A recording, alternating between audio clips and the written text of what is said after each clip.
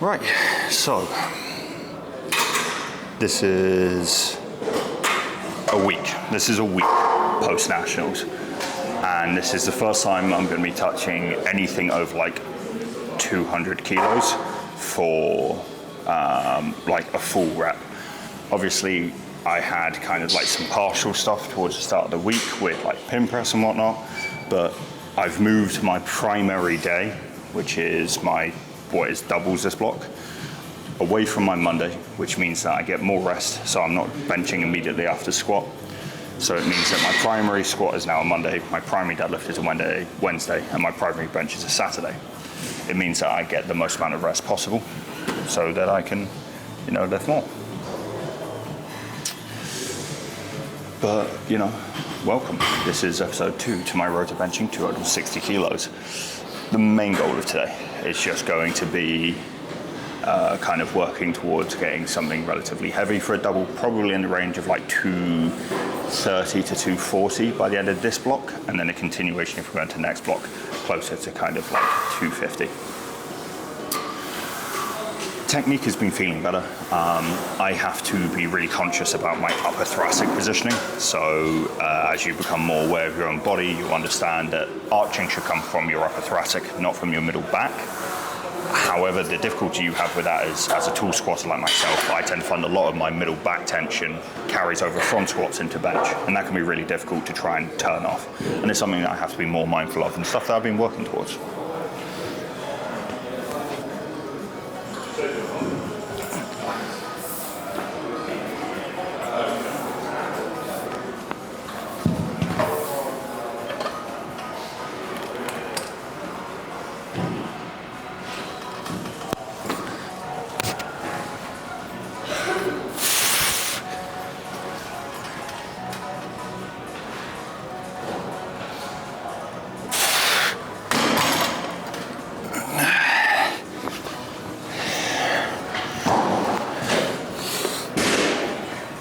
I made a rookie mistake there. I put my mic exactly where I touch with my bench, so that turned into like a block press. Unintentional block press, but block press also.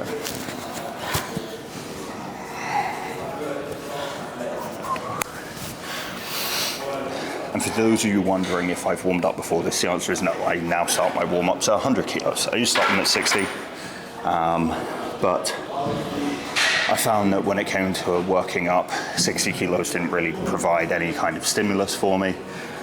So 100 kilos is going to be the new starting point on this journey to benching nearly 3 times this.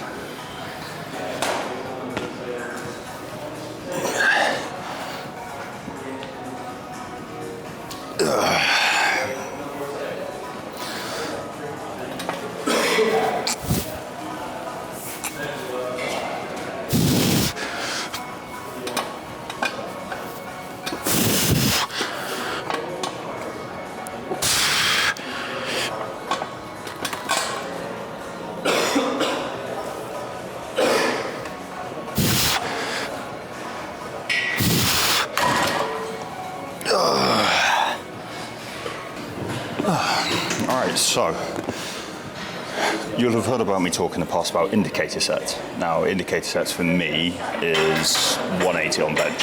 It's basically a weight that, like, I could get Larsen press, I could get blindfolded, I could get, there is no hindrance that I could not bench 180. However, depending how quick 180 moves dictates how well I'm going to do for my top set. And it also helps me decide what that top set's going to be. It's something that I think probably a lot of powerlifters struggle with, is understanding when you've got good days, when you've got bad days, when to push and when to reserve, and having an indicator set, a weight that you can get regardless of this day or circumstance, but allows you to judge how easy or how hard it was, is a very useful tool.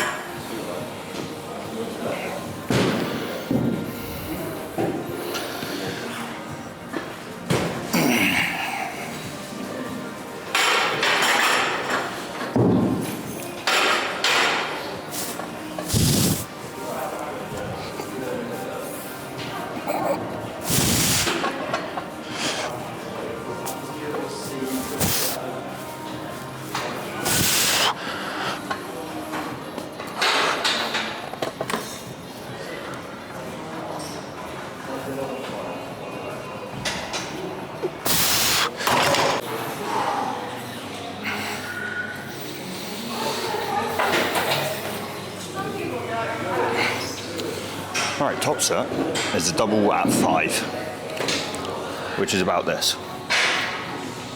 Yeah. We're probably going to be taking somewhere around about 7.5 kilo jumps each week. Somewhere between 7 and 10, I imagine. So we'll end up somewhere in that like 235 to 240 region come week 4 for a double, which is funny.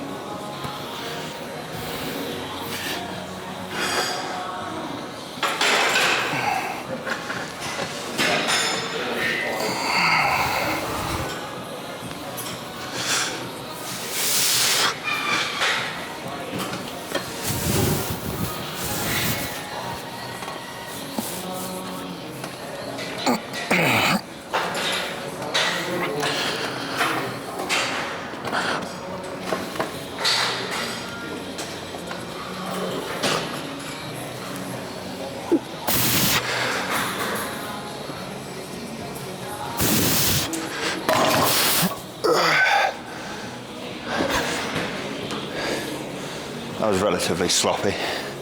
Not my best work.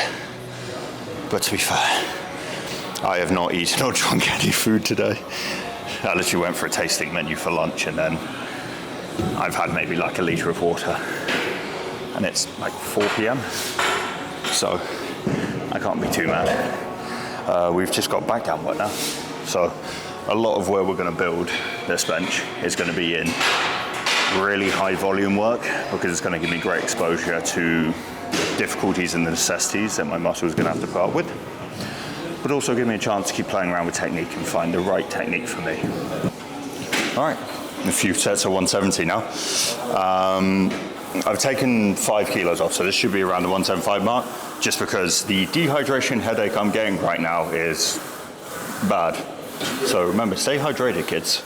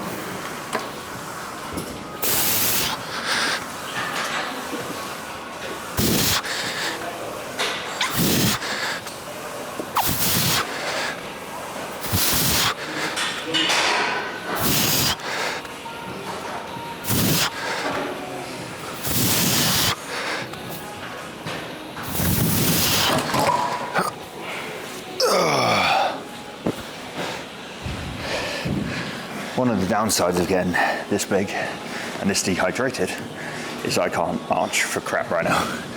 My flexibility has gotten to 0 today.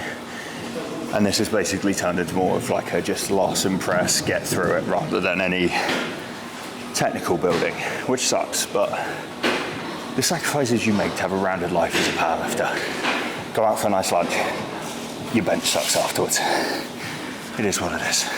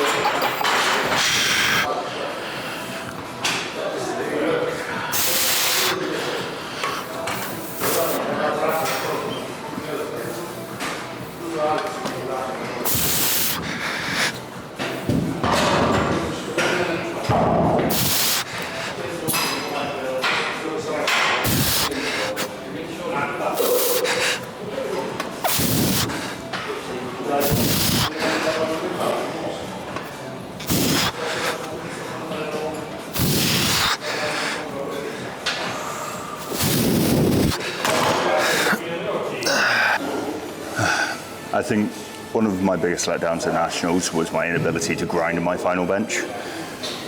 It was very much a case of like up, up, up, and down. There was no grind to it, and what that tells me is that I ended up benching too low. When it comes to like that ability to fight against your bench press, that is coming from your kind of higher pressing position, more of that kind of shrugged forwards, which I will always advocate against for the majority of the time and the majority of the people.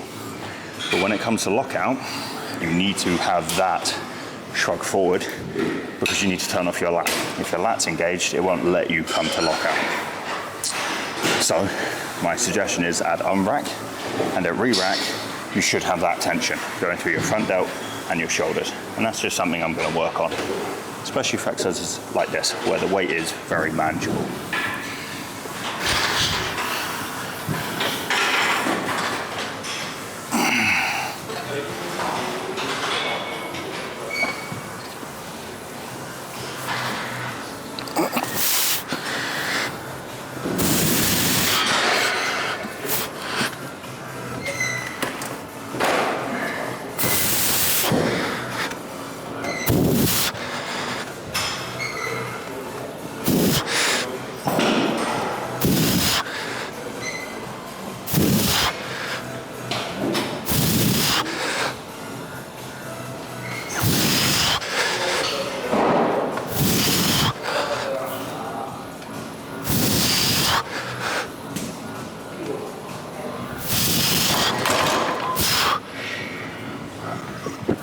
Okay,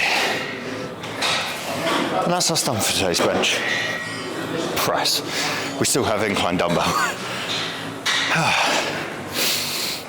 To be fair, it's nice to get that sensation across the top of the chest again. I feel like I have something to engage with against my bench rather than just if it goes up or down. I like to have a bit of a fight with it regardless. But accessory time. Right, so the first accessory for today is going to be incline dumbbell 3x15. Now, I can shoulder press 40s, but a lot of the issues I've been having with my kind of back positioning for bench, I've also carried over to my dumbbells. So I've been finding dumbbell press a lot harder recently. So, boo-hoo me, I'm just going to do 40s. And I promise I will try and do more by the end of the block.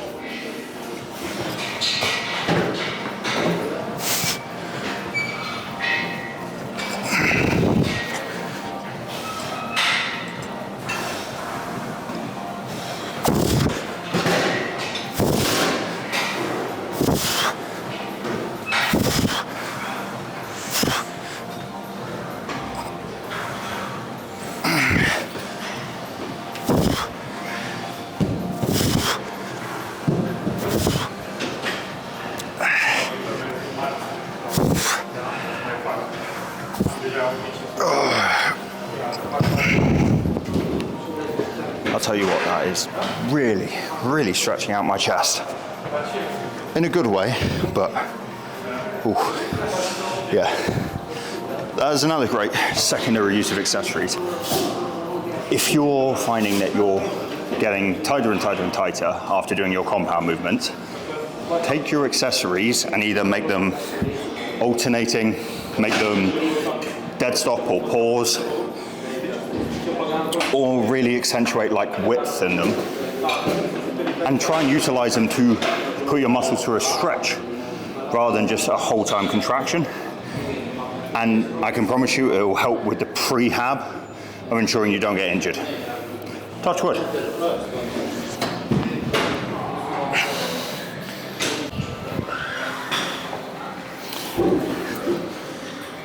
So just whilst I was relaxing there for a minute, I went on to IPF Open, which is like open powerlifting, but strictly for IPF. And I had a look at the heaviest ever benches in British powerlifting of all weight classes, done in full power. And your boy ranks third heaviest ever of any weight class. That's pretty sick. All right, I've got one more set of incline, and then we've got some chest supported rows, which I've really been enjoying recently.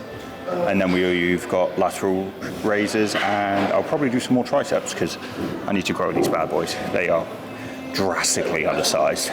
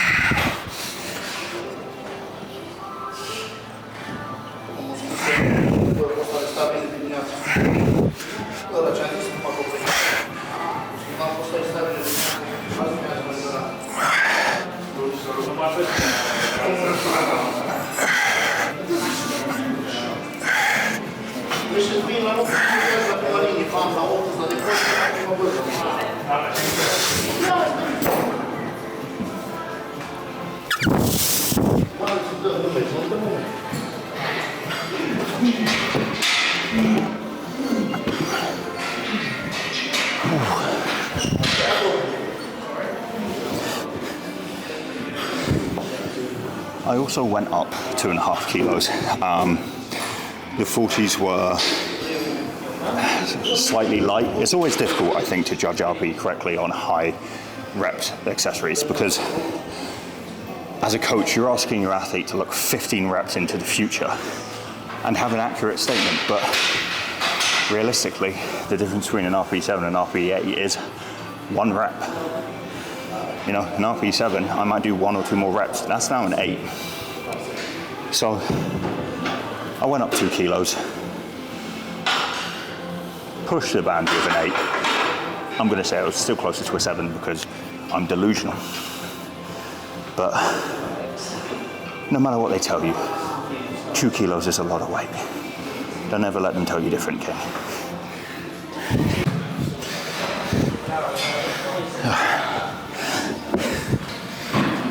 Alright, we now have seal rows, which this obviously is not a seal row. However, they do not have a seal row here. So what I'm going to be doing instead is chest supported dumbbell. I think it's a really good alternative. It's definitely one that I've done in the past, and it is a great back builder, especially if you do this alternating really good, so 1 arm at a time. And if you also do it dead stop. So the difference between dead stop and a pause is you hold tension, but you just stop. A dead stop is, you can't see it, but the dumbbells are rested on the ground. And that's where we're gonna start and stop every rep. Every rep I'm going to, on the ground, relax, fire again. And I think it was Dr. McGill, the guy who came up with the McGill Big 3. He had the same philosophy for powerlifters and pull-ups, which is, for powerlifters, you get far more in terms of like muscle activation, muscle recruitment, growth, strength, stimuli from doing a single explosive pull-up than you do from just doing like 20 pull-ups. Because we're asking the muscle mass to do what we do in powerlifting, which is generate force from a dead stop, but we're asking it to do it in all the accessories that we then correlate to progressing our compound movements. And I think adding in dead stops not only gives me so much more like of a sensation of like a pump and that mind muscle connection and that fatigue, but in a good intensity way, but it also has all the benefits of I am generating force every rep from a dead stop. So I can really accurately measure my fatigue, because instead of just holding and just rowing and throwing the weight around, I have to produce the same amount of force every rep to get that dumbbell off the ground. So I see that as a big win.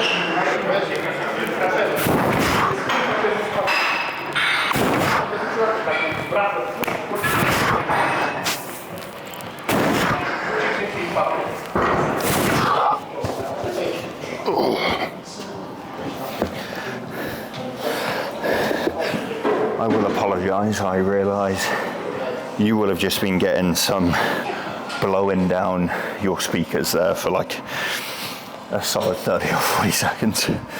I should probably be charging for that.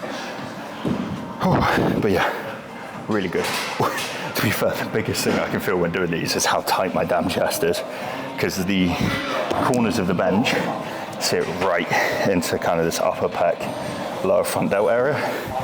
And it's massaging it out nicely, but it's a very fine line between comfort and pain, and I'm dancing on that line. Whew. I've got one more set of these, and then lateral raises and triceps. Oh. I should probably just get on with my second set. Uncut, unfiltered, no edits. Damn, this is as original as it gets.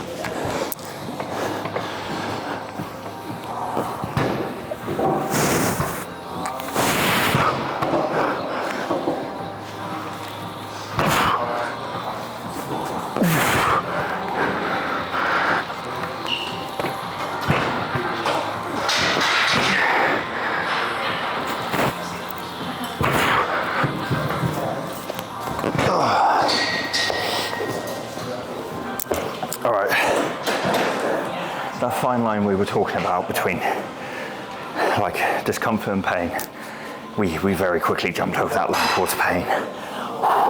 The tensioning and pushing forward of my chest as I rode, that just started to make my shoulders go numb. So we're going to leave the back rows here. What I might do is just throw in a set of like underhand pull-ups at the very end of the session. But for now, we're just going to leave these here. We're going to do some incline dumbbell. No, I'm having a moment. We're going to do some lateral raises. And also, I posted a video the other day showing like my chest accessories just for one day. It was like a 200 kilo chest press. It was a 100 kilo military press. And then I went on to do 12 kilo dumbbell lateral raises. And I got cooked in the comments. And here I am thinking like, oh no, people get it. Like, obviously, the lateral head of my delt is far smaller and is not a primary pressing muscle. Therefore, people get why I can press so much more. Nope. Oh no, I got roasted by everyone, man. Everyone was like, he's doing less, less than me. And I'm like, I mean, you've got a point, but at the same time, I bench more. Surely that's got to have some say in it. I'm allowed to do 12 kilo lateral raises if I bench more. It's literally written in the rules of the gym. Somewhere between like, don't do curls in a squat rack and, try not to scream loudly doing pull-ups. Somewhere in between that, it says, I bench more, therefore my opinion matters more, right? Or am I just tripping?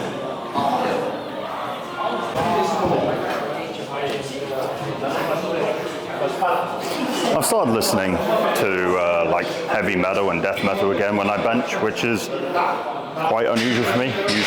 Usually I just listen to like white girl hardstyle.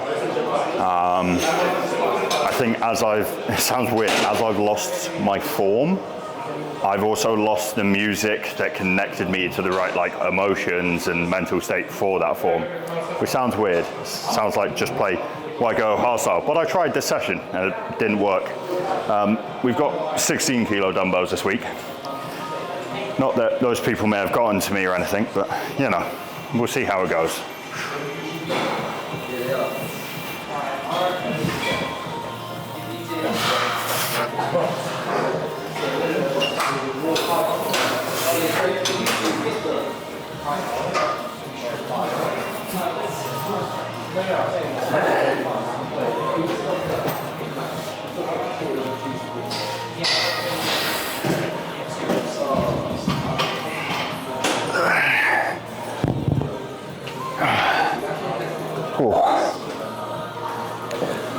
To be fair, I think lateral raises is one of those where I find it personally very difficult to kind of like sit in that point of tension and then kind of pull into it like I do with my chest press. Like I can feel the tension, I push into it.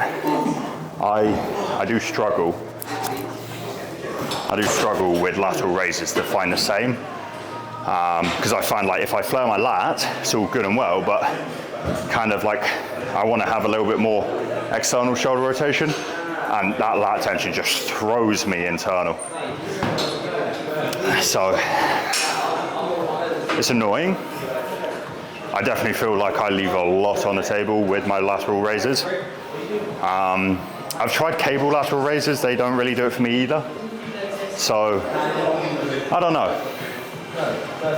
I'll try and figure something out. I think I need to try and figure something out, because from the side, it's just like all front delt. It's like a second pair of like pecs on me from the side. It's just like all front delt. Some rear delt, but like I need that questionable natty status boulder shoulders. That's what I'm going for.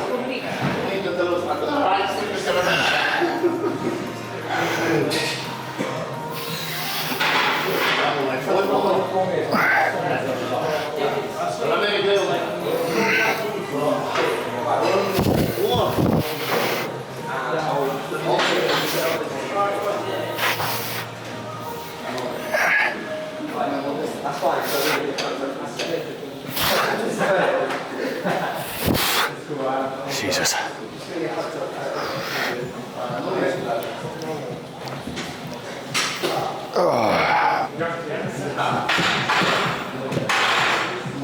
Yeah, they're not bad by any means, but they're not like capping out. And I think that's the issue, is because I've built the side of my tricep so much, like I don't have a great deal of like curvature from this front profile. I'm just not curvy enough, guys, and it really gets to me sometimes. Yeah, but anyway, we've got triceps now, and then we're done. And triceps are probably going to look very similar to last episode. Probably some heavy V-bar, maybe some of that seated like press. We'll see where life takes us.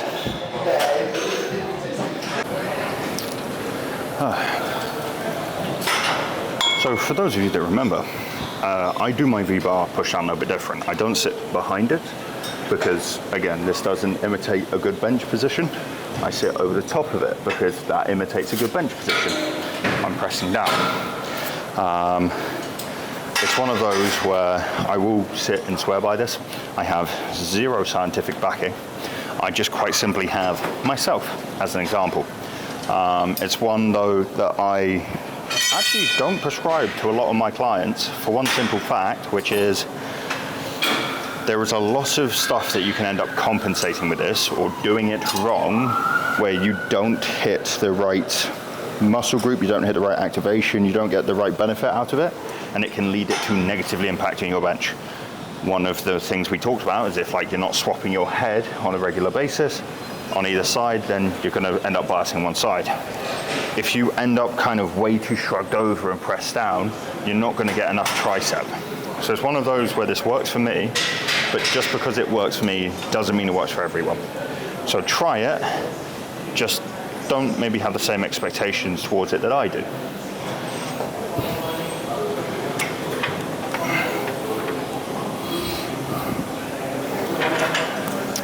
I made this mistake last week. I had my microphone on one side and I ended up deafening everyone.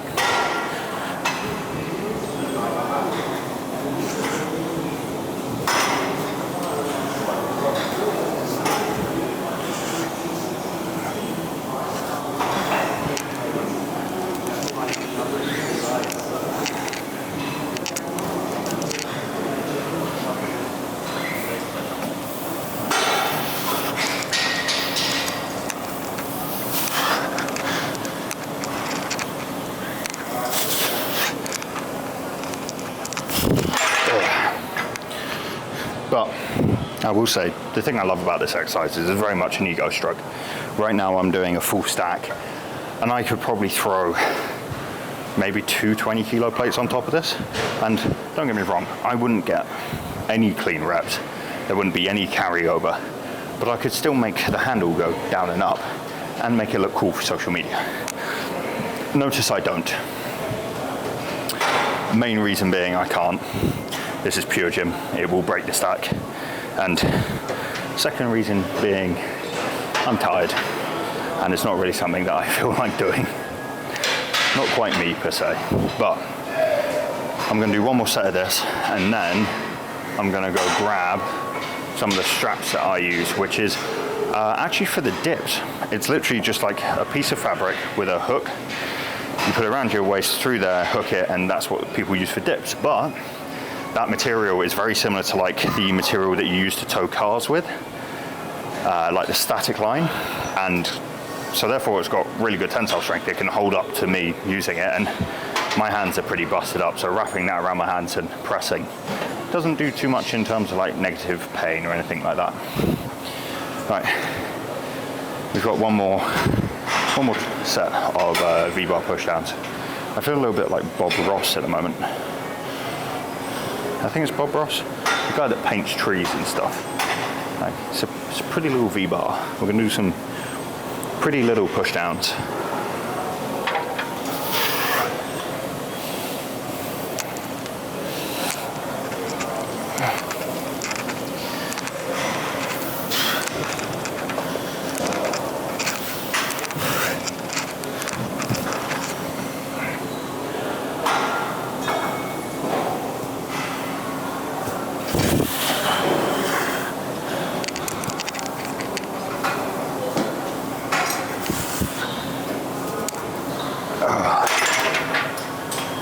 Yeah, that was good. 8 side was good. All right, I need to go procure some equipment.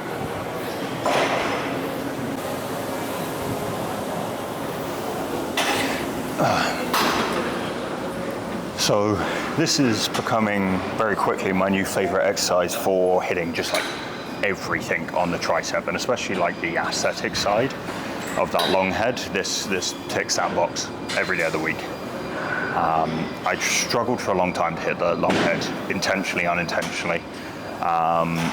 It didn't ever hinder my bench, and I think that's quite obvious to see, but dips were kind of like my go-to, although it always kind of impacted my shoulders. This, on the other hand, this is great. So all I've done is I've got a handle down here to stop the bench sliding backwards.